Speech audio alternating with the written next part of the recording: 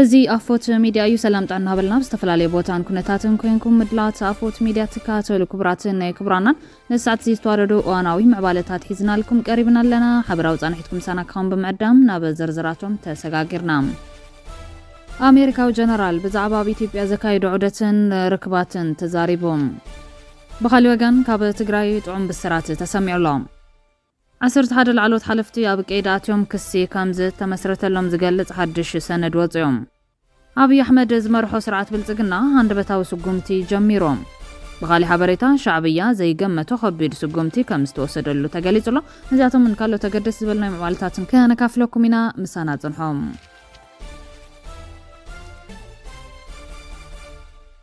ብቀዳምነት ብልጽቲ አፍሪካዊት ብሽክሌተኛ 2025 ንምሕራይ ናይ መወዳእታ 3 ሕጹያት እንትፍለያተን ክልተ ተጋሩ ብሽክሌተኛታት እየን ብመሰረት እዚ ፍርያት ጋንታ ሓጺነ መጽን ኢንጂነሪንግ መስፍን ሻምፒዮን አፍሪካ 2025 ዝኾነት ብሽክሌተኛ ጽጌ ካሳይ ካብተን ብሉጻት 3 ሓንቲ እንትትከውን ክትዕወት ዝለዓለ ግምት ተዋሂብዋ ኣሎ ብኻልእ ወገን ንጀርመናዊት ጋንታ ካኒዮን ተቀዳድም ዘላ ትግራዊት ብሽክሌተኛ ሰላም ኣምሃውን ኣብ መወዳእታ 3 ብሉጻት ብሽክሌተኛታት ተሓርያ ዘላ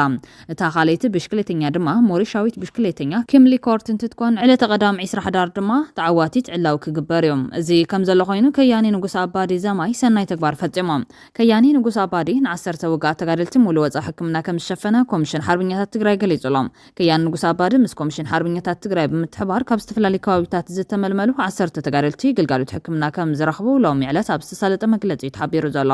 ንነዊሕ እዋን ሕክምና ከይረኸቡ ዝጸንሑ ተጋደልቲ ብከያኒ ንጉስ አባዲ ቢሎም ግልጋሎት ሕክምና ክረኽቡ ይግበር ከም ዘሎ ምክትል ኮሚሽነር ኮሚሽን ሓርበኛታት ትግራይ አዲስ ዓለም ገብረስላሴ ገሊጾም ሜዲካል ዳይሬክተር ሆስፒታል ኣዋሽ ዶክተር ኣወጣኝ አብርሃ በወገኖም ከያኒ ንጉስ አባዲ ኣብ ገድልን ኪነትን ዝነበሩ ውፊነት ሕዝውን ንብጾቱ ክሕከም ብምግባር ዝገብሮ ዘሎ ሰናይ ተግባር ኣመስኪኖም ግልጋሎት ሕክምና ክረኽቡ ዕድል ዝተመቻቸወሎም ተጋደልቲ በወገኖም ንብዙሕ እዋናት ክጽበዩ ዝጸንሑ ግልጋሎት ሕክምና ክረኽቡ ብምኻሎም ሓጎሶም ገሊጾም ኣለዉ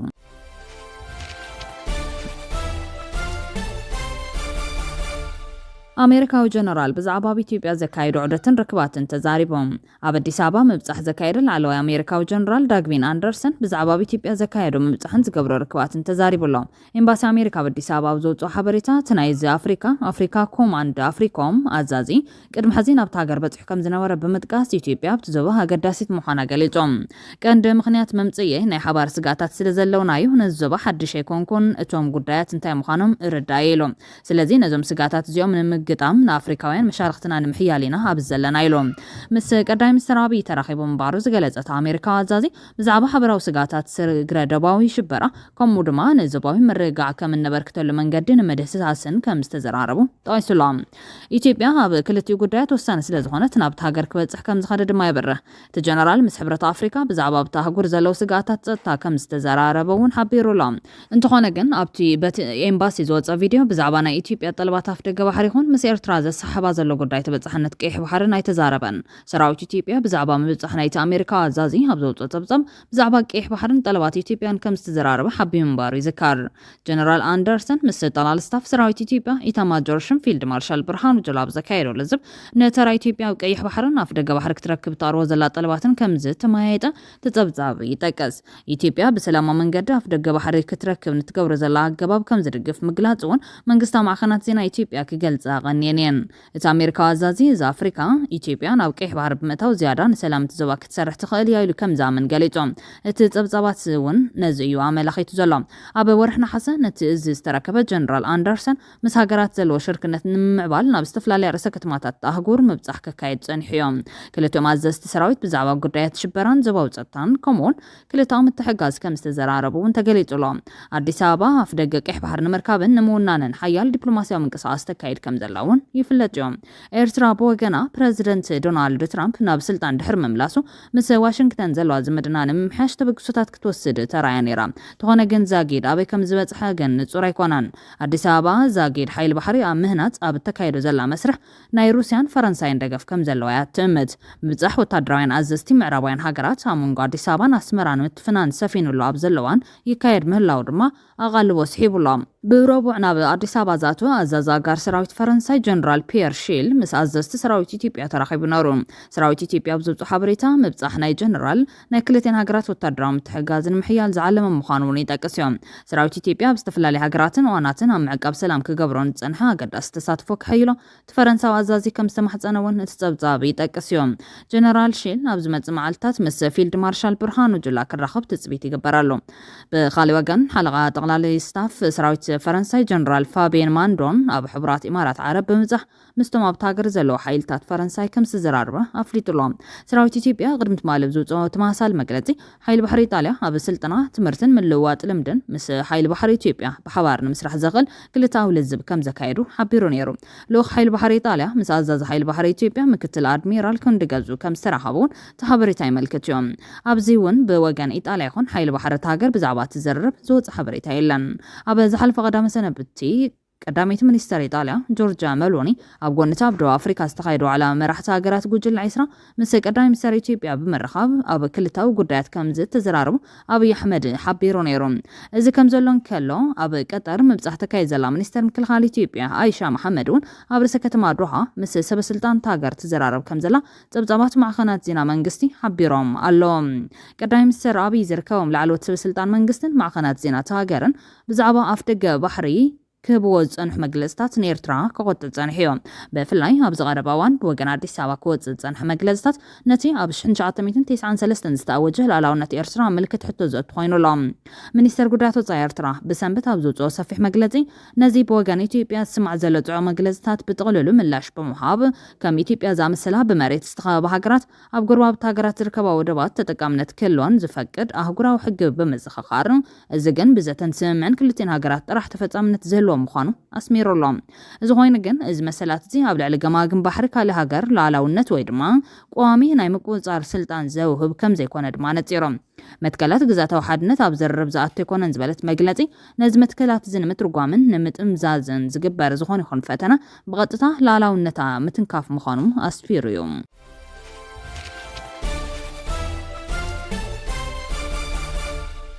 ብምርመራ ከቢድ ገበን ጋዜና ዝተጻረየሎም 11 ተጠርጠርቲ ክስ ተመስሪቱሎም ኢሉ ፖሊስ ፌደራል ኢትዮጵያ ክስ ዝተመስረተሎም ድማ ቀዳማይ ተኸሳሲ ኣይተ ክፍሌ ወለማርያም ጋው ነበር ዋና ኣፈጻሚ ስራሕ ኮርፖሬሽን ስራሕቲ ግብርና ኢትዮጵያ ካልኣይ ተኸሳሲ ኣይተ ወልደ ኣብ ደምሴ ክብረት ኣብ ኮርፖሬሽን ስራሕቲ ግብርና ኢትዮጵያ ምክትል ዋና ኣፈጻሚ ስራሕ ዓብይ ዓውዲ ቀረብ እታወታትን ፍርያትን ግብርናን ኣካቢ ኮሚቴ ዕድጊት ዘበናዊ ድኹዕን ዝነበረ ሳልሳይ ተኸሳሲ ኣይተ ተንሳይ ሜጫ ወልደ ስላሴ ኣብ ኮርፖሬሽን ስራሕቲ ግብርና ኢትዮጵያ ምክትል ዋና ኣፈጻሚ ስራሕ ኣመራርሓ ዓውዲ ሃፍቲ ኮርፖሬትን ኣባል ኮሚቴ ዕድጊት ዘበናዊ ድኹዕን ዝነበረ ራብዓይ ተኸሳሲት ወይዘሪት መንበረ ሃይለ ማርያም ነጋሳ ኣብ ኮርፖሬሽን ስራሕቲ ግብርና ኢትዮጵያ ምክትል ዋና ፈጻሚት ስራሕ ዓውዲ ኮርፖሬት ፋይናንስን ኣባል ኮሚቴ ዕድጊት ኮርፖሬሽንን ዝነበረት ሓምሻይ ተኸሳሲ ኣይተ ሚሊዮን ገረመ ወሸቱ ኣብ ኮርፖሬሽን ስራሕቲ ግብርና ኢትዮጵያ ላዕለዋይ በዓል ሞያ ዕድጊትን ኣባል ጽሓፍን ዕድጊት ዘበናዊ ድኹዕን ዝነበረ ሻልሻይ ተኸሳሲ ኣይተ ሰለሞን ገብረ መልኣክ ኣብ ኮርፖሬሽን ስራሕቲ ግብርና ኢትዮጵያ ኣፈጻሚ ስራሕ ዓውዲ ቀረብ ምዕባይ ፍርያት ግብርናን ናይት ኮርፖሬት ኣባል ዕድጊት ዘበናዊ ድኹዒ ጽሓፊ ብሄራዊ ኮሚቴ ዕድጊት ዘበናዊ ድኹዕ ዝነበረ ሻውዓይ ተኸሳሲ ኣይተ መንግስቱ ተስፋ ላቀ ኣብ ሚኒስተር ግብርና ኢትዮጵያ ኣፈጻሚ ስራሕ መራሒ ቀረብ እታወታት ኣካቢ ቴክኒካል ኮሚቴ ብሄራዊ ኮሚቴ ዕድጊት ዘበናዊ ድኹዕን ዝነበረ ሻምናይ ተኸሳሲ ኣይተ ዘላለም ዳኘ ሮሬሳ ኣብ ኮርፖሬሽን ስራሕቲ ግብርና ኢትዮጵያ ኣካየዲ ስራሕ ክፍሊ ዕድጊት እታወታትን ትራንዚስትን ዝነበረ ታሽዓይ ተኸሳሲ ካፒቴን ወንደወሰን ካሳ ኣሰፋ ምክትል ኣፈጻሚ ስራሕ ትራንስፖርትን ሎጂስቲክስን ባሕሪ ኢትዮጵያ ዝነበረ 10 ተኸሳሲ ኣይተ ጸጋይ በርሀ ኪዳኑ ዳይሬክቶሬት ዳይሬክተር ትካል ምዘና ምስምዕማዕ ኢትዮጵያ ዝነበረ 11 ተኸሳሲ ኣይተ ኣለባቸው ሞልቶት ዳኘ ኣብ ትካል ምዘና ምስምዕማዕ ኢትዮጵያ ሓላፊ ቅርንጫፍ ቤት ጽሕፈት ጅቡቲ ዝነበረ በተግባር ገበን ተጠርጢሮም ክስ ዝተመስረተሎም እዞም ተኸሰስቲ ብድሕሪ ዝተዋሃቦም ስልጣን ብዘይ ኣግባብ ብምጥቃም ናይ ክልል መንግስታት ንኮርፖሬሽን ስራሕቲ ግብርና ኢትዮጵያ ዓለም ለኸ ዕድጊት ዘበናዊ ድኹዕ ንክፍጽም ዝሃብዎ ውክልናን ውሳነታት ቦርድ ኣመራርሓ ስራሕቲ ኮርፖሬሽንን መምርሕታት ዕድጊት ውዕላትን ድንጋጌታትን ብምጥሓስ ገበን ተጠርጢሮም ምርመራ ይግበረሎም ከም ዘሎ እዩ ተገሊጹ ዘሎ።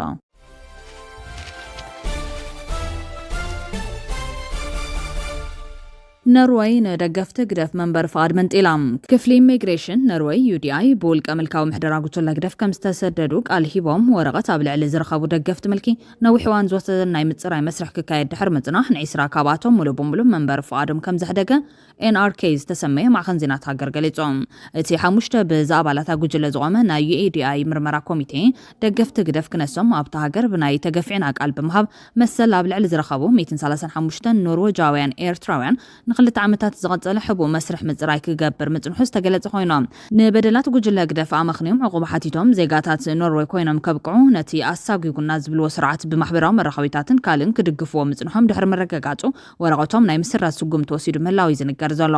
መርማሪት ጉጅለ ኪላታት UDI ኣብ ዙርያቶም ንጉጅለ ግደፍ ዝድግፉ ኤርትራውያን ስደተኛታት ተዘዋዊሩ ሓበሬታ ክእክብ ምጽንሑ ዝገለጸ ማዕኸን ዜና ኖርዌይ ማሕበራዊ መራኸቢታቶም ብምብርባር ካብ ኣብ ኖርዌይ ዝርከቡ ኤርትራውያን ተቓለስቲ ሓበሬታ ብምካብን ዝተጸንዐ ቀጻሊ ስጉምቲ ኣብ ሙሳድ ምህላው እዩ ዝገልጽ ዘሎ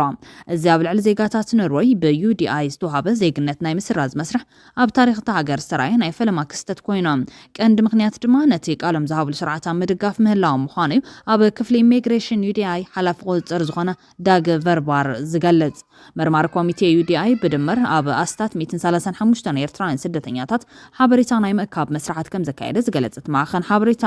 ኩሎም ብሰብኣዊ ገሰትን ውልቀ መልካዊ ምሕደራ ስርዓት ግደፍ ኣብ መኻንዮም ኣብቲ ሃገር ዕቁባ ብምሕታት ዜግነት ዝተዋሃቦም ኖርዌጃውያን ኤርትራውያን ምዃኖምን ዝወሓደ 7 ዓመታት ኣብቲ ሃገር ዝጸንሑ ምዃኖም እዩ ወሲኹ ገሊጹ ዘሎ ክሳብ ሕዚ ፍቓድ ትሕቲ 20 ኤርትራውያን ጥራሕና ሰሪዝና ዘለና ዝበለ ባርባር እንተኾነ ግን ዝያዳ ክስርሑ ዝግባኦም ጉዳያት ስለ ዘለውን እንተዘይኮይኑ እቲ ወረቐት ናይ ምስራዝን ካብቲ ሃገር ናይ ምጥራዝን መስርሕ ክቕጽል ከም ዝኾነ እዩ ገሊጹ ዘሎ ሕጋዊ መንበሪ ፍቓድን ዜግነት ምስራዝን ኣዝዩ ከቢድ ስጉምቲ እኳ እንተኾነ ኣብ ሕጊ ኢሚግሬሽን እቲ ሃገር ግን ሕጋዊ መሰረት ከም ዘሎ ዝገልጽ እቲ ሓበሬታ ሓደ ወጻእተኛ ኮነ ኢሉ ብዛዕባ ዕቁባ ምኽንያት ዘይቆኑ ሓበሬታ እንተይቡ መንበሪ ፍቓድ ክስረዝን ክሳብ ካብቲ ሃገር ክባረርን ከም ዝኽእል ዝገልጽ ሰነድ ናብቶም 20 ዝኾኑ ወረቐቶም ዝተሰረዘ ኤርትራውያን ዜጋታት ከም ዝተላኸዩ ዝገልጽ እቲ ብመንገዲ ኖርዌጃዊ ማዕኸን ዜና NRK ዝወጽ ሓበሬታ UDI ጉዳያት ንመስርሕ ዕቁባ ኤርትራውያን ስደተኛታት መሰረት ብምግባር ኣብ ልዕሊ 70 ኖርዌጃውያን ኤርትራውያን መንበሪ ፍቓድ ናይ ምስራት ፕሮጀክት ኮስድ ከም ዝኽእል ዝጠቕስ ኮይኑ ኖርዌይ ዋላኳ መሰል ዜጋታት ናይ ምጋዝ ስጉምትን ተዘይወሰደት እቲ ክሳብ ካብ ሃገር ናይ ምብራር ዘስዕብ ስጉምትን ተተግቢሩ ግን ቀንዲ ምኽንያት ባዕሎም ቶም ዜጋታት ምስ ጉጅለ ግደፍ ዝመስረትዎ ምሕዝነትን ኣብ ናይ ዕቁባ ቃሎም ዝፈጠርዎ ምድንጋርን ምዃኑ እዩ UDI ዘረደም UDI ቀፂሉ ቶም ሓተቲ ዕቁባ ኣብ ኤርትራ ካብ ወታደራዊ ኣገልግሎት ሃዲሞም ከም ዝተሰደዱን ዳግማይ ናብቲ ሃገር እንተተመሊሶም ከቢድ ነገር ክበጽሖም ከም ዝኾነን ብምግላጽ ኣብ ኖርዌይ ፍቓድ ምርካቦም ዝጠቕስ ኮይኑ ይኹን እምበር ድሒሩ ኣብ ዝተገበረ ምርመራታት ግን እቶም ስደተኛታት ነቲ ኣባሪርና ዝብልዎ ስርዓት ብንጥፈት ከም ዝድግፍዎ ዘረድም እኹል መርትዖም ምስናዱ ብምጥቃስ ሕቶ ዕቁባ ምርካቦም ቁኑዕ ውሳነ ይነበረን ብማል መንበሪ ፍቓዶምን ዜግነትን ንምሕዳግ ምውሳኑ እዩ ዘረድም ድሕርቲ ኣብ ጎድናታት ኖርዌይ ኣብ መንጎ ደገፍቲ መልክን ተቓለስትን ዝተኻየደ ባእሲ ፖሊስ ሓያል ሰነዳት ክእክብ ብምኻሉ ነቲ ናይ ምርመራን ዳህሳስን መጽናዕትን ንቕድሚት ክስጉም ከም ዘኽኣልዎ ዝጠቐሰ ቨርባል ኖርዌይ ብናይ ሓሱት ምስክርነት መንበሪ ፍቓድን ሒዞም ንዝነብሩ ዜጋታት መሰል ክትህቦም ከም ዘይኮነት እዩ ዘተሓሳስብ ላዕለዋይ ፌደራላዊ ቤት ፍርዲ ስዊዘርላንድ ብወገኑ ኤርትራውያን ስደተኛታት ነበርቲ ሃገር ፓስፖርት ወይ እውን መንበሪ ፍቓድ ንምርካብ ናብ ኤምባሲ ጉጅለ ግደፍ ብምቕራብ ናይ ጣዕሳ ክታሞም ኣንቢሮም ወረቐት ንከምጽኡ ዘገድድ መስርሕ ክሓልፉ ግዴታ የብሎምን ብምባል ውሳንኡ ከም ዘሕለፈን ኤርትራውያን ነበርቲ ሃገር ዝግደድሉ ጉዳይ ክኸውን ከም ዘይኮነን